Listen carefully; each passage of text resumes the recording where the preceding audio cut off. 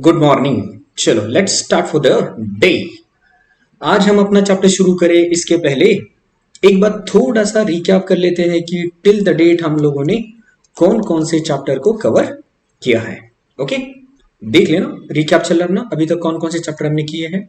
सबसे पहला वाला चैप्टर जो हम लोगों ने किया था वो किया था बेसिक वाला। ओके, नंबर 2, बेसिक के बाद हम लोगों ने किया था जर्नल, राइट। जर्नल के बाद हम लोगों का हुआ था लेजर वाला चैप्टर। कौन सा हुआ था जी? लेजर हुआ था। लेजर के बाद हम लोगों ने कवर करी थी ट्रायल बैलेंस। ओके, और ट्रायल बैलेंस के बाद फिफ्थ चैप्टर हम लोगों ने किया कवर किया था सब्सिडरी बुक्स। कौन सा चैप्टर किया था बेटा? Subsidiary books. तो इन टोटलिटी अपने ये 1 2 3 4 एंड 5 चैप्टर्स क्या हो चुके हैं बेटा? अपनी फिनिश्ड। अपने 5 चैप्टर क्या हो चुके हैं? एकदम फिनिश हो चुके हैं। और अभी अपन कौन सा चैप्टर शुरू करने जा रहे हैं? Chapter number 6। चैप्टर नंबर 6 शुरू करने जा रहे हैं। ओके, और ये सभी लेक्चर्स ऑलरेडी अपने यूट्यूब चैनल्स के ऊपर अवेलेबल है। ओके, और जो लेक्चर्स यहाँ पे अवेलेबल नहीं है तो आप मुझे बोल सकते हो कि सर ये XYZ लेक्चर यहाँ पे अवेलेबल नहीं है, तो हम आपको उसका लिंक प्रोवाइड कर देंगे ताकि आप लेक्चर देख सको, आपके डाउट क्लियर कर सको। ओके, चलो, तो मोस्ट इंपॉर्टेंटली आज जो अपन चैप्टर शुरू करने जा रहे हैं वो अपना चैप्टर नंबर कौन सा है बेटा? चैप्टर नंबर है 6। तो आज हम ना इस चैप्टर के अंदर बेसिकली ये चीजें समझने की कोशिश करेंगे कि अगर कोई पर्टिकुलर एक्सपेंडिचर कोई भी बिजनेस ऑर्गेनाइजेशन करता है, क्या बोल रहा हूं मैं, देख लेना। मैंने ये चैप्टर शुरू कर दिया, देख लेना। चैप्टर का टाइटल क्या है? Capital and revenue items. पहले चैप्टर का सेंट्रल थीम समझ लो आप। ओके, तो देख लो बेटा, अगर कोई भी बिजनेस ऑर्गेनाइजेशन जब एक पर्टिकुलर एक्सपेंडिचर करती है, कोई भी बिजनेस ऑर्गेनाइजेशन क्या करेगा? एक पर्टिकुलर एक्सपेंडिचर करेगा, तो ये हमारे लिए बहुत इंपॉर्टेंट हो जाता है as far as accounting records are concern. हम लोग इसको ना पहले क्लासीफाई कर लेंगे। हम लोग क्या करेंगे? इसको पहले हम क्या कर लेंगे बेटा? क्लासीफाई कर लेंगे। हम पहले ना उस एक्सपेंडिचर को इस तरीके से समझने की कोशिश करेंगे कि क्या वो एक्सपेंडिचर कैपिटल नेचर वाला एक्सपेंडिचर है या फिर वो वाला एक्सपेंडिचर रेवेन्यू नेचर का एक्सपेंडिचर है। ओके, अब सर क्या फर्क पड़ेगा? क्या फर्क पड़ेगा? लेट मी टेल यू, बहुत फर्क पड़ेगा। क्योंकि जितने भी कैपिटल नेचर के एक्सपेंडिचर्स होते हैं ना, हम उसको बेटा कैपिटलाइज करते हैं। हम उसको क्या करते हैं? कैपिटलाइज करते हैं और बैलेंस शीट के एसेट साइड पे लिख देते हैं। बैलेंस शीट के एसेट साइड पे लिख देते हैं in form of fixed asset. कौन से फॉर्म में लिख देते हैं? In form of fix asset लिख देते हैं, राइट। और उसके बाद रही बात अगर रेवेन्यू एक्सपेंडिचर की, तो जितने भी रेवेन्यू नेचर के एक्सपेंडिचर्स होते हैं हम उसको क्या करते हैं? प्रॉफिट एंड लॉस या trading account, profit and loss या ट्रेडिंग अकाउंट के हम कहां पे लिख देते हैं बेटा? डेबिट साइड पे लिख देते हैं। लेट्स से कुछ एक एग्जांपल बता रहा हूं आप लोगों को मैं, जैसे कि मैंने यहां पे लिख दिया टू सैलरीज है, टू रेंट है, ओके, टू ऑडिट फीस है, etcetera etcetera. Number of items हो सकते हैं, राइट। चलिए, तो मतलब इसके रिकॉर्डिंग के पॉइंट ऑफ व्यू से हम कैपिटल और रेवेन्यू एक्सपेंडिचर को क्या करते हैं बेटा? डिस्टिंग्विश करते हैं। और डिस्टिंग्विश करना भी पड़ता है। डिस्टिंग्विश क्या होता है बेटा? करना भी पड़ता है। जिस तरीके से बेटा ये हम एक्सपेंडिचर को लेकर बात कर रहे थे ना, उसी तरीके से ले बेटा रेवेन्यू को भी लेकर बात हो सकती है ना। रेवेन्यू को लेकर भी बात, एक्सपेंडिचर है तो बेटा सॉरी रिसीट को लेकर भी बात हो सकती है। देख लेना, मैं रिसीट्स की अगर अगर आपको एग्जांपल बता दूं, मान के चलो आप लोगों के पास एक कोई पर्टिकुलर फिक्स्ड एसेट है। मान के चलो कि 2000 का है फिक्स एसेट। कितने रुपीस का है? 2000 का है। और आपने ये 2000 का एसेट बेच दिया कितने में? 2500 में। तो अब आपके पास अमाउंट कितना रिसीव होगा बेटा? 2500। 2500 2000 की एसेट थी, आपने कितने बेच दी? 2500 में बेच दी। तो आपका ये जो प्रॉफिट हो रहा है ऊपर का 500 रुपए, ये आपकी कैपिटल नेचर का प्रॉफिट है। ये कौन सा प्रॉफिट है बेटा? कैपिटल नेचर का प्रॉफिट है। और ये जो 2500 की रिसीट हो रही है ना, ये आपकी कैपिटल रिसीट है। ये आपकी कौन सी रिसीट है बेटा? कैपिटल रिसीट है। And on the another hand, अगर आप लोगों ने गुड्स बेचे, आप लोगों ने क्या बेचे बेटा? गुड्स बेचे, और उस गुड्स को बेचने के बाद लेट्स से मैं मान के चल रहा हूं आपके पास अमाउंट रिसीव होता है 3000। आपके पास अमाउंट कितना रिसीव होता है? 3000 रुपए। तो ये 3000 रुपए आपका ना रेवेन्यू रिसीट है। ये आपका कौन सा रिसीट है? रेवेन्यू रिसीट है। और ये जो 2500 यहाँ पे मिल रहे थे, ये आपका कौन सा रिसीट है? फिर कैपिटल रिसीट है। ये अपना कौन सा रिसीट है बेटा? कैपिटल रिसीट है। तो बेसिकली आज हम लोग इस चैप्टर के अंदर यही समझने की कोशिश करेंगे कि एक पर्टिकुलर एक्सपेंडिचर कैपिटल एक्सपेंडिचर कब होता है, एक पर्टिकुलर एक्सपेंडिचर रेवेन्यू एक्सपेंडिचर कब होता है, और एक पर्टिकुलर रिसीट कैपिटल रिसीट और रेवेन्यू रिसीट कब होती है।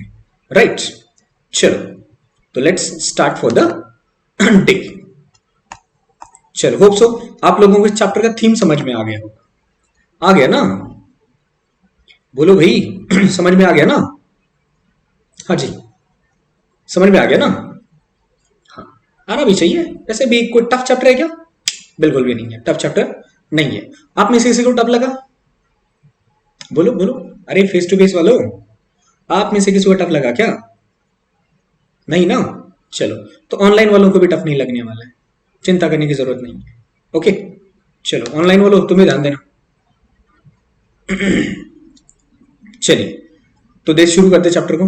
Basic consideration while determining whether the given expenditure और रिसीट इज कैपिटल और रेवेन्यू। देख लेना अगर कोई एक्सपेंडिचर या फिर अगर कोई रिसीट कैपिटल है या रेवेन्यू है, ये डिसाइड करने के लिए हमें कुछ मतलब बेसिक अजम्पशंस लेने पड़ेंगे, या फिर आप ये कह सकते हो कि इन चीजों को हमें कंसिडर करना पड़ेगा। तो देख लीजिए, सबसे पहला कंसिडरेशन है नेचर ऑफ बिजनेस। सबसे पहला कंसिडरेशन क्या बेटा? Nature of business. अब चलिए मैं फॉर एग्जाम्पल आपको एक एग्जाम्पल बता देता हूं। मान के चलो सुपीरियर्स प्रोफेशनल एकेडमी ने कंप्यूटर खरीदा। सुपीरियर्स प्रोफेशनल एकेडमी ने कंप्यूटर खरीदा फॉर ₹60,000। हमने 60,000 की कंप्यूटर खरीदी। बताइए, अब ये 60,000 रुपए का जो कंप्यूटर हम लोगों ने खरीदा है और उसके ऊपर हमने 60,000 रुपए स्पेंड कर दिया है, तो ये मेरा खर्चा कैपिटल है या रेवेन्यू है? ये मेरा खर्चा कैपिटल है या रेवेन्यू है? चलो, अब हो सकता है आप में से कुछ बच्चे बोलेंगे सर ये तो कैपिटल हुआ। हो सकता है कुछ बच्चों के मन में चले सर ये तो रेवेन्यू हुआ। मतलब आपके कुछ भी आंसर्स हो सकते हैं। तो देख लेना, सुपीरियर्स प्रोफेशनल एकेडमी का मेन बिजनेस पर्पज क्या है? To provide services, to provide services, coaching service provide करना सुपीरियर्स प्रोफेशनल एकेडमी का मेन बिजनेस है। राइट, मेन ऑब्जेक्टिव है। उस तरीके से मुझे एक बात बताओ, अगर वही कंप्यूटर या फिर वही लैपटॉप अगर कोई लैपटॉप दुकानदार या फिर कोई कंप्यूटर का दुकानदार खरीदता, तो उसके लिए वो एक्सपेंडिचर क्या बन जाता? रेवेन्यू की कैपिटल? तो अब आपका आंसर आना चाहिए रेवेन्यू। क्यों? क्योंकि ना एक कंप्यूटर के दुकानदार का मेन ऑब्जेक्टिव होता है कंप्यूटर या फिर लैपटॉप या फिर कंप्यूटर एंड लैपटॉप रिलेटेड चीजों को खरीदना बेचना। कंप्यूटर एंड लैपटॉप रिलेटेड चीजों को खरीदना बेचना, ये उसका मेन ऑब्जेक्ट होता है। इसलिए उनके केस में लैपटॉप या कंप्यूटर खरीदना क्या बन जाएगा? रेवेन्यू। तो हमारे केस में लैपटॉप या कंप्यूटर खरीदना क्या बन जाएगा बेटा? कैपिटल। चलिए और एक एग्जांपल दे देता हूं। मान के चलो कि किसी किराना दुकानदार ने फर्नीचर खरीदा। आपको तो आइडिया है किराना दुकानदार को फर्नीचर लगती है ना? तो किसी किराना दुकानदार ने कोई फर्नीचर खरीदी। तो ये जो कोई किराना दुकानदार अगर फर्नीचर खरीदेगा, तो जब उसने फर्नीचर खरीदी तो फर्नीचर के ऊपर उसने जितना अमाउंट स्पेंड कर दिया है, अब वो अमाउंट कैपिटल है या रेवेन्यू है? तो इसका आंसर है वो अमाउंट है कैपिटल। क्यों? बिकॉज किराना दुकानदार का मेन ऑब्जेक्टिव कंप्यूटर को खरीदना, सॉरी नॉट कंप्यूटर, फर्नीचर को खरीदना बेचना है क्या? नहीं। खरीदना बेचना है क्या? नहीं। बराबर। अब अगर मान के चलो कि अगर वही फर्नीचर अगर कोई फर्नीचर दुकानदार खरीदता, तो वही फर्नीचर अगर कोई फर्नीचर दुकानदार खरीदता, तो बोलो अब उनके केस में क्या बन जाता? Revenue. That's why nature of business matter करता है। नेचर ऑफ बिजनेस क्या करता है बेटा? मैटर करता है ये डिसाइड करने में कि पर्टिकुलर एक्सपेंडिचर रेवेन्यू है या कैपिटल है। ओके, अब सर कंक्लूजन के लिए हम क्या बोल सकते हैं? सुन लो, कंक्लूजन के लिए हम क्या बोल सकते हैं? सुनो जी, अगर हमने कोई खर्चा गुड्स के ऊपर किया है, अगर हमने कोई खर्चा क्या किया बेटा? गुड्स के ऊपर किया है, तो वो रेवेन्यू, वो क्या हो जाएगा? रेवेन्यू। और अगर कोई खर्चा हमने फिक्स्ड एसेट के ऊपर किया है, तो वो वाला खर्चा हमारा हो जाता है कैपिटल। वो वाला हमारा खर्चा कौन सा हो जाता है बेटा? कैपिटल नेचर का खर्चा हो जाता है। राइट, चलो होप सो तो आपको समझ में आ गया हो। चलिए आगे देखते हैं। रिकरिंग नेचर ऑफ एक्सपेंडिचर, ये भी मैटर करता है। रिकरिंग नेचर ऑफ एक्सपेंडिचर, ये सुन लेना, मैं आपको बहुत सिंपल लैंग्वेज में बता देता हूं। वन टाइम एक्सपेंडिचर कैपिटल और रिकरिंग एक्सपेंडिचर क्या होता है?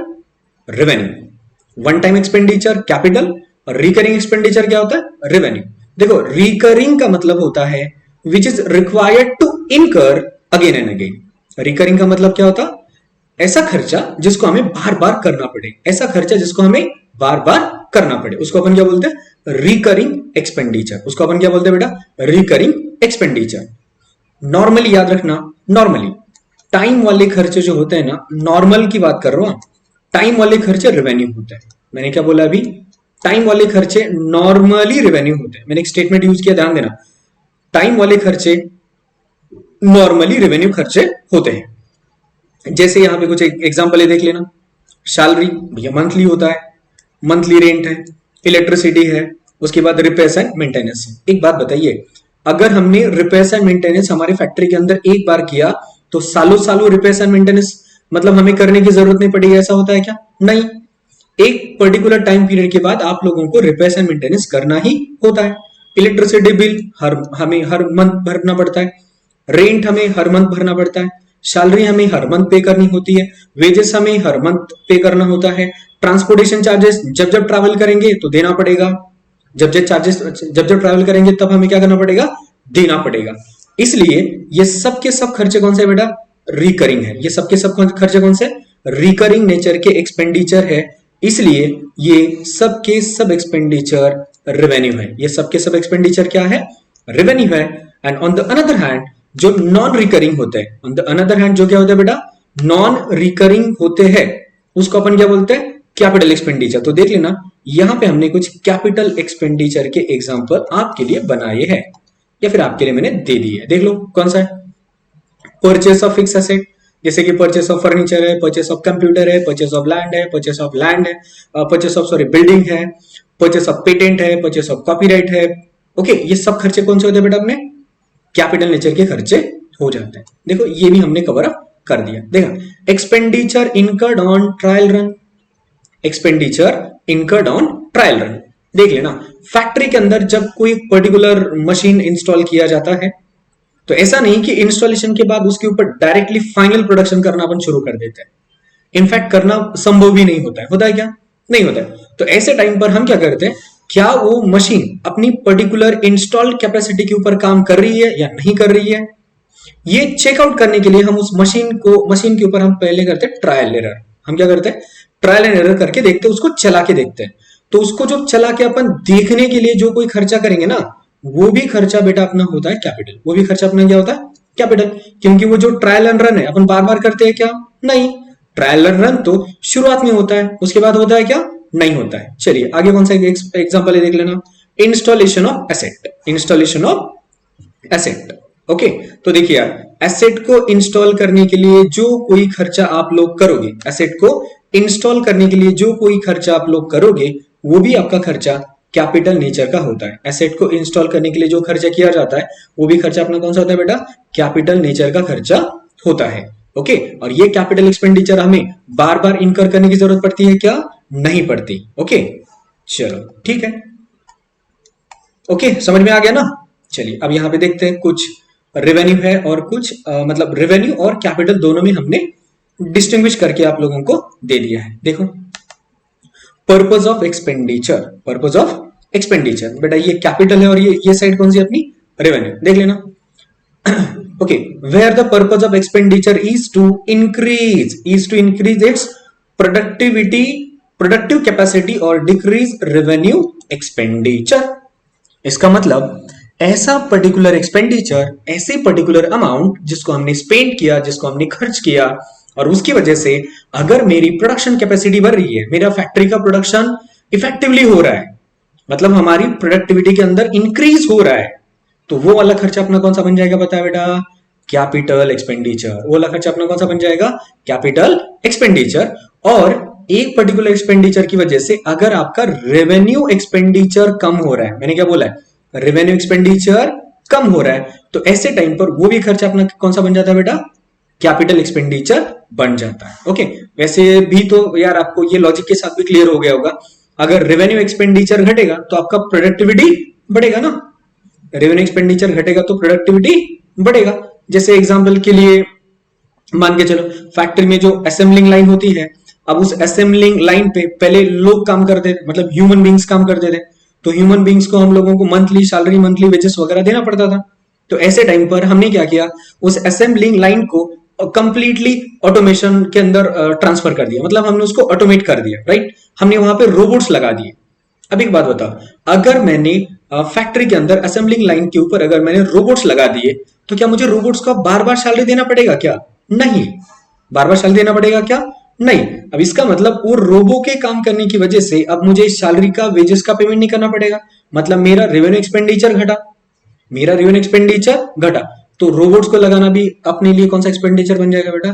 कैपिटल एक्सपेंडिचर बन जाएगा, राइट। चलिए, on the another hand revenue expenditure जो होता है ना, वो प्रोडक्टिविटी को मेंटेन करने के लिए करा जाता है।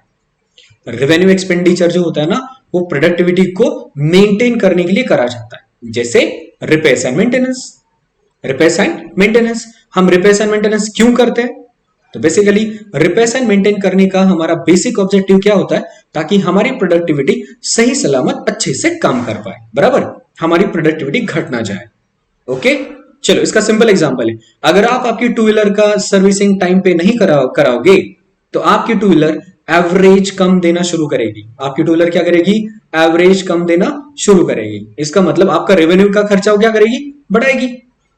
आपका रेवेन्यू का खर्चा क्या करेगी? वो बढ़ाएगी। तो उससे बचने के लिए आप क्या करते हो? उसको टाइम टू टाइम आपकी टू व्हीलर या फोर व्हीलर को टाइम टू टाइम क्या करते हो बेटा? क्या करते हो? सर हम सर्विस कराते हैं। ठीक है, करा लो, मेंटेन रहेगा। Effect of revenue generating of business, ये तो मैंने बता दिया यार।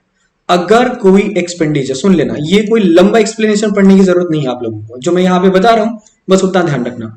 अगर कोई एक्सपेंडिचर है, उस एक्सपेंडिचर की वजह से अगर आपकी अर्निंग कैपेसिटी बढ़ रही है, अर्निंग कैपेसिटी क्या हो रही है? बढ़ रही है, तो कैपिटल एक्सपेंडिचर है, कैपिटल एक्सपेंडिचर है। अगर आपकी अर्निंग कैपेसिटी के अंदर कोई इंक्रीज नहीं है, तो वाला खर्चा कौन सा है बेटा? रेवेन्यू। वो वाला खर्चा कौन सा है? रेवेन्यू नेचर का खर्चा है। ओके, चलो और एक बात याद रखना, कैपिटल नेचर एक्सपेंडिचर अपन बैलेंस शीट के एसेट साइड पे रिकॉर्ड करते हैं, तो रेवेन्यू नेचर के खर्चों को अपन प्रॉफिट एंड लॉस अकाउंट के डेबिट साइड पे चार्ज करते हैं। कहां पे चार्ज करते हैं?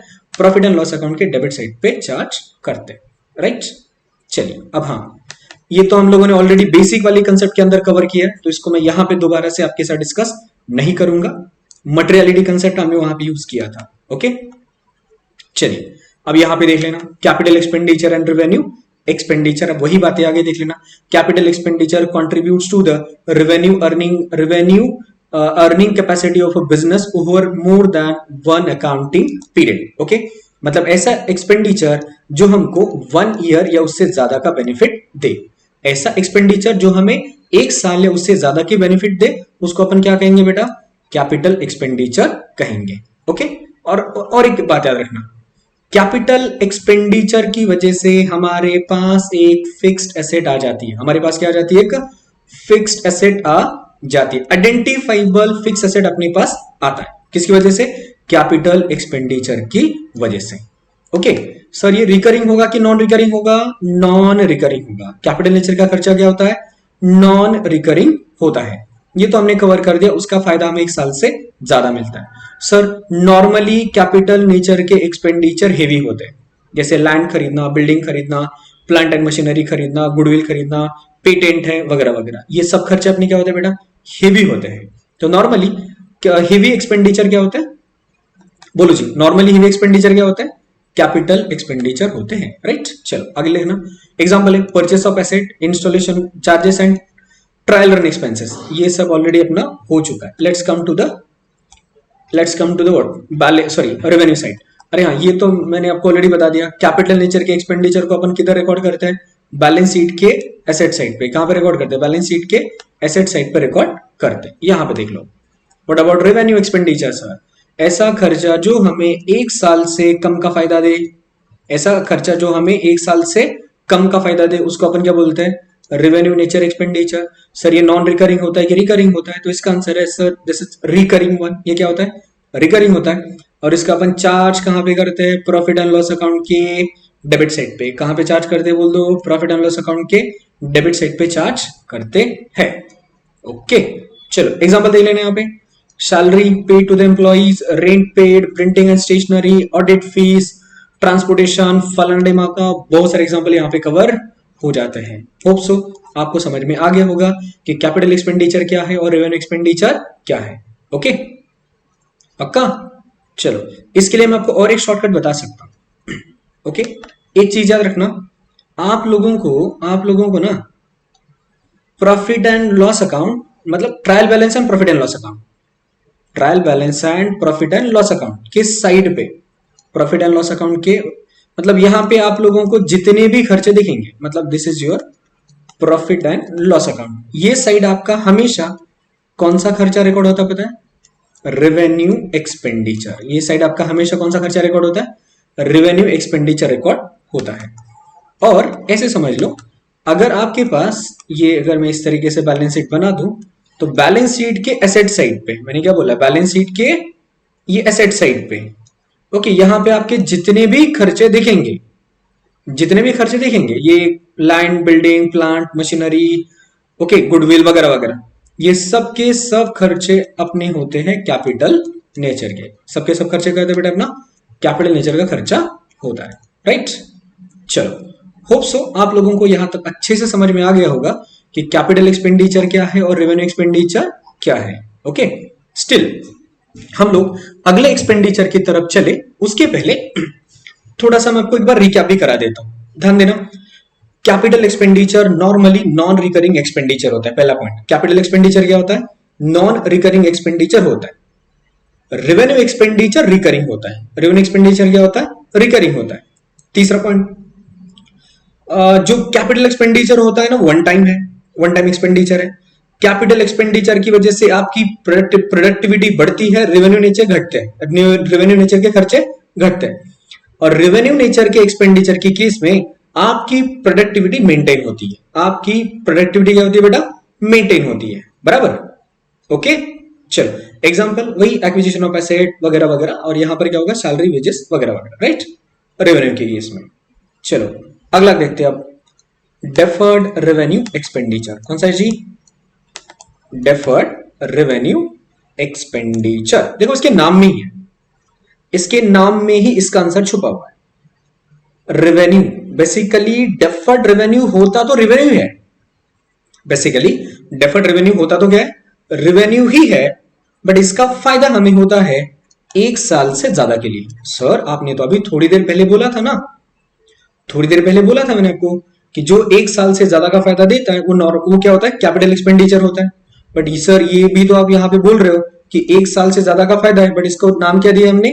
Deferred revenue expenditure. बेटा लेकिन एक बात याद रखना, इस 1 साल से ज्यादा बेनिफिट देने में और कैपिटल एसेट वाले एक्सपेंडिचर में एक छोटा सा फर्क है। वहां पे मतलब कैपिटल नेचर के एक्सपेंडिचर की केस में हमारे पास आइडेंटिफाइबल फिक्स एसेट आ जाती है, आइडेंटिफाइबल फिक्स एसेट आ जाती है। तो डेफर्ड रेवेन्यू की केस में अपने पास आइडेंटिफाइबल फिक्स एसेट नहीं आता, आइडेंटिफाइबल फिक्स एसेट नहीं आता। सर क्लियर है? इवन दो ये खर्चा हमें 1 साल से ज्यादा का फायदा दे रहा है, नो डाउट देगा, बट इसकी वजह से हमारे पास कोई आइडेंटिफाइबल फिक्स एसेट आती है क्या? नहीं आती। दैट्स व्हाई इस खर्चों को अपन क्या बोलते हैं? Deferred revenue expenditure. इस खर्चों को अपन क्या बोलते हैं? Deferred revenue expenditure. एक बात बताना, डेफर्ड रेवेन्यू एक्सपेंडिचर बेसिकली वो एक्सपेंडिचर होता है जिसका फायदा हमारी बिजनेस ऑर्गेनाइजेशंस को 1 साल से ज्यादा, 1 साल से ज्यादा बट नॉर्मली 5 साल के अंदर होता है। 1 साल से ज्यादा लेकिन 5 साल के अंदर होता है।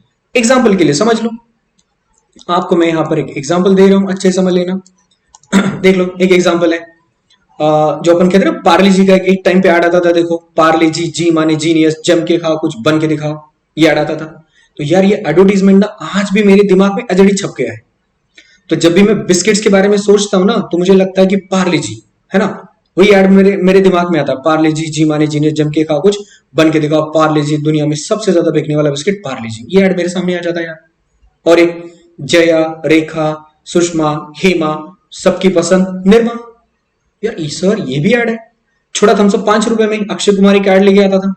तो ये जो एडवर्टीजमेंट है, ये जिन किन के ये बिजनेस है, उन लोगों ने एडवर्टीजमेंट लिटरली कब किया होगा पता है? यार 5 साल से तो पहले ही किया है, 5 साल के अंदर का ऐड है क्या ये? नहीं। 5 साल, 10 साल, 20 साल, अभी डिपेंड करता है क्रिएटिविटी के ऊपर। कुछ साल हमें 20-20 साल के भी ऐड, मतलब ऐड हमें आज भी याद होते हैं, है ना? तो मुझे एक बात बताओ, तो ऐसा एक्सपेंडिचर जो हमने एडवर्टीजमेंट के ऊपर किया है जिसका फायदा हमें 1 साल से ज्यादा के लिए होगा, तो ऐसे टाइम पर उस वाले एक्सपेंडिचर को अपन क्या नाम दे देंगे बेटा? Deferred revenue expenditure. क्या नाम दे देंगे बोल दो? डेफर्ड रेवेन्यू एक्सपेंडिचर बोल देंगे। ओके, ये एक्सपेंडिचर सबसे सिंपल एक्सपेंडिचर है। ओके, अब ई बुक तो मैंने आप लोगों को दे दिया है और यहाँ पे जो थ्योरेटिकल पॉइंट्स लिखे हैं ना, आप खाली एक बार इसको रीड आउट कर देना। इसके अंदर आपको टफ जैसा कुछ भी नहीं है, एवरीथिंग इज इजी। ओके, चलो, डेफर्ड रेवेन्यू एक्सपेंडिचर का मैंने यहाँ पर एक एग्जांपल भी दिया आप लोगों को। For example like heavy amount spent on advertisement for launching a product, for launching of a product, ये उसका एग्जांपल है। ओके, चलो, होप सबको समझ में आ गया होगा। क्लियर है ना? क्लियर है ना?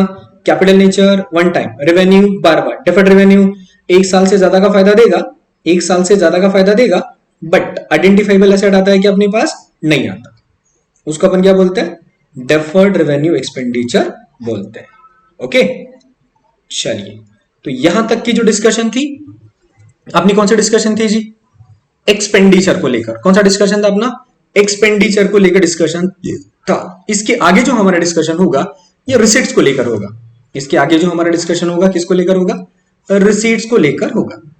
अब ये जो देख लेना, मैं एक लाइन के अंदर आपको इसको क्लियर करा देता हूं। रेवेन्यू रिसीट्स, सर्विस प्रोवाइड करने से जो पैसा आपको मिलता है वो रेवेन्यू रिसीट है। ओके, गुड्स सोल्ड करने से जो आपको पैसा मिलेगा वो आपका रेवेन्यू रिसीट है कि नहीं?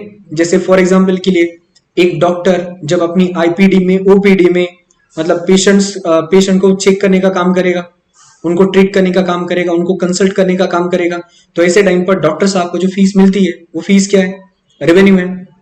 डॉक्टर साहब को जो फीस मिलेगा वो फीस क्या बेटा? रेवेन्यू है। ओके, एक कोचिंग क्लासेस वाला जब अलग अलग बैचेस को पढ़ाएगा, जैसे अकाउंट्स की बैच को पढ़ाएगा, इनकम टैक्स की बैच को पढ़ाएगा, जीएसटी वाले बैच को पढ़ाएगा, कॉस्ट अकाउंट के बैच को पढ़ाएगा, तो ये अलग अलग बैचेस वालों से जब एक कोचिंग क्लासेस वाले के पास पैसा आएगा तो भी क्या बेटा? रेवेन्यू है। वो भी क्या है? रेवेन्यू है।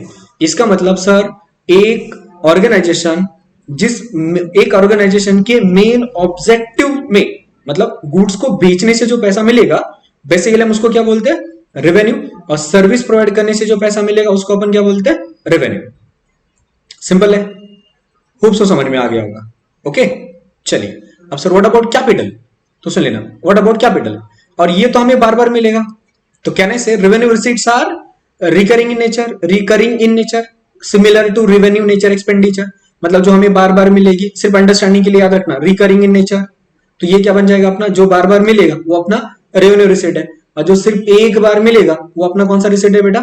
कैपिटल रिसीट है। जैसे एग्जांपल के लिए गुडविल बेच के जो पैसा मिलेगा, गुडविल बेच के जो पैसा मिलेगा वो क्या होता है अपना? कैपिटल। लैंड बेच के जो पैसा मिलेगा वो भी क्या है? कैपिटल। फिर बिल्डिंग बेच के जो पैसा मिलेगा वो भी क्या है? कैपिटल। राइट, चलो आ गया समझ में? That's it. ठीक है, देख लो, receipts which are not revenue in nature are capital receipts, like receipt from sale of fixed asset, sale of investment, investment को बेचने से भी जो पैसा मिलेगा ना वो भी क्या है? कैपिटल रिसीट है। Okay, secured and unsecured loan one time receipts है। Owners contribution that is capital, वो भी क्या अपनी? वन टाइम रिसीट है। तो ये अपनी कौन सी होती है बेटा? कैपिटल रिसीट्स होती है। Capital receipts are not directly credited to the profit and loss account. इसको अपन directly profit and loss account के ऊपर क्रेडिट करते हैं क्या? बोलो जी, करते हैं क्या? नहीं करते। वेयर रेवेन्यू रिसीट को क्रेडिट करते हैं क्या? तो यस, रेवेन्यू नेचर को अपन directly profit and loss account के ऊपर क्रेडिट कर देते हैं। ओके, चलो फिर देख लेना, receipts which are obtained in the course of normal business, in the normal course of business activity, normal course of business activity से जो आपको रिसीट होगा उस रिसीट को अपन क्या बोलेंगे? बोलो जी, क्या बोलेंगे? रेवेन्यू रिसीट बोलेंगे। जैसे एग्जांपल क्या है, देखो, सेल ऑफ गुड्स, सर्विसेज है, इंटरेस्ट है ना? तो ये सब ये सब एग्जांपल वहां पे कवर होते हैं। ठीक है, चलो होप सो ये भी समझ में आ गया होगा। चलिए, ये देखना, contingent assets and contingent liability, contingent assets and contingent liability, simply इतना समझ लो। मैं क्या करता हूं, आपको ना इसका एक एग्जांपल दे देता हूं, ये एग्जांपल की मदद से आपको अच्छे से समझ में आ जाएगा कॉन्टिंजेंट लायबिलिटी क्या होती है। सुन लो अच्छे से। Contingent liability is a basically liability which is depend upon happening or non-happening of future uncertain event. Contingent liabilities are those liabilities which are basically depend upon happening or non-happening of future uncertain event. Future uncertain event उसको अपन क्या बोलते हैं, contingent liability, उसको अपन क्या बोलते हैं, contingent liability बोलते हैं। सर एक एग्जांपल बता, एक एग्जांपल बताइए। चलो मान के चलो हमारी फैक्ट्री में ना कोई एक्सीडेंट हो गया, फैक्ट्री में क्या हो गया, एक्सीडेंट हो गया, और ये कोई मिस्टर एक्स था, उस ये बेचारे का हाथ चला गया। देखो उसका एक हाथ नहीं है, इस मिस्टर एक्स का एक हाथ, ये जो साइड में हाथ है ना, ये वाला जो हाथ है, इस बेचारे का हाथ टूट गया। ये जो हाथ था, ये हाथ क्या हो गया, उसका टूट गया है। अब ये बंदा क्या बोलेगा, ऑन अकाउंट ऑफ निग्लिजेंसी ये बंदा लेबर कोर्ट में गया। ये बंदा कहां पे गया बताओ, लेबर कोर्ट में गया, in order to get the compensation, बराबर है। अब मुझे एक बात बताओ, अब अच्छे से बता, हमको पता है कि वो हमारा निग्लिजेंस नहीं था, ये एक्चुअली उस वर्कमैन के निग्लिजेंस की वजह से एक्सीडेंट हो गया और उसका हाथ टूट गया। अब ये बंदा हमसे मांगने कंपेंसेशन आ गया, हमने डिनाई कर दिया, बोले हम कंपेंसेशन नहीं देंगे, तो ये बंदा लेबर कोर्ट में चला गया। तो सुनो, जब ये लेबर कोर्ट में जाएगा तो ये साइड पर अपनी कंपनी और ये साइड पे ये बंदा। अब लेबर कोर्ट, देखो लेबर कोर्ट ने अगर इसके फेवर में जजमेंट दे दिया, बोले कि हाँ इसका कोई निग्लिजेंसी नहीं था, आपका निग्लिजेंसी था, चलो इसको कंपेंसेशन दे देना ₹5 लाख। कितना दे देना, ₹5 लाख। तो ये 5 लाख रुपीस देना है कि नहीं देना है, ये किसके ऊपर डिपेंड है पता है, लेबर कोर्ट के ऑर्डर के ऊपर, लेबर कोर्ट के ऑर्डर के ऊपर। अगर समझो लेबर कोर्ट ने इनके फेवर में ऑर्डर दे दिया तो मुझे देना पड़ेगा, तो इस वाली लायबिलिटी को अपन क्या बोलेंगे, कॉन्टिंजेंट लायबिलिटी।